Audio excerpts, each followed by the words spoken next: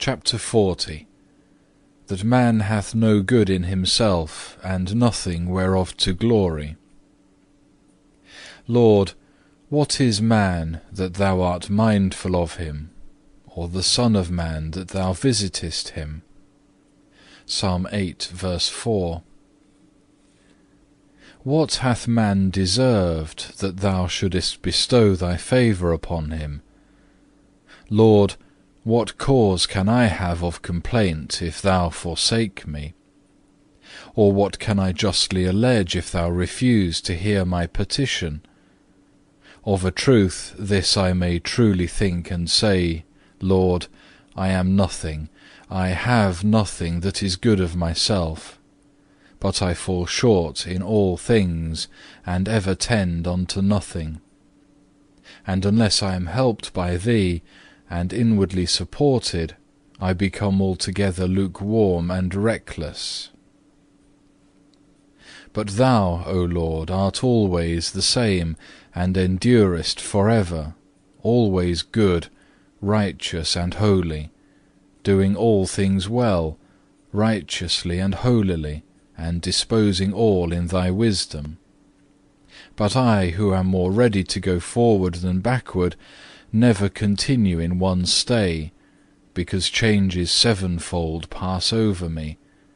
Yet it quickly becometh better when it so pleaseth Thee, and Thou puttest forth Thy hand to help me, because Thou alone canst aid without help of man, and canst so strengthen me that my countenance shall be no more changed, but my heart shall be turned to Thee, and rest in Thee alone.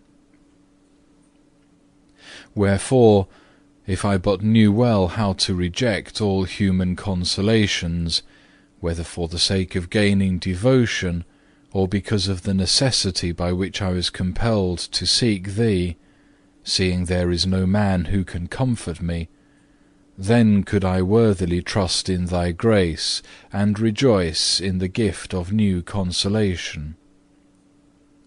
Thanks be to Thee, from whom all cometh, whensoever it goeth well with me. But I am vanity and nothing in Thy sight, a man inconstant and weak. What then have I whereof to glory? Or why do I long to be held in honour? Is it not for naught?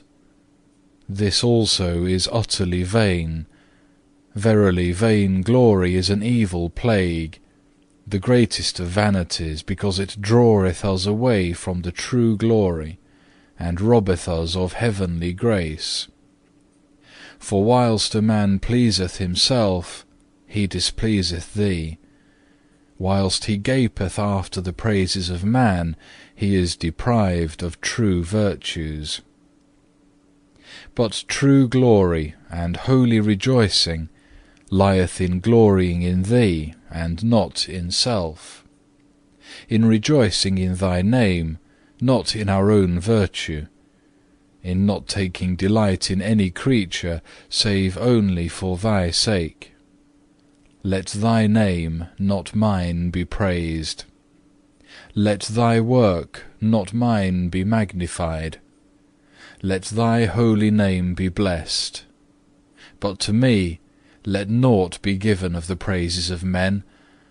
Thou art my glory, Thou art the joy of my heart. In Thee will I make my boast, and be glad all the day long. But for myself let me not glory, save only in my infirmities. 2 Corinthians 12, verse 5. Let the Jews seek the honour which cometh from one another, but I will ask for that which cometh from God only. John 5, verse 44. Truly all human glory, all temporal honour, all worldly exaltation, compared to Thy eternal glory, is but vanity and folly.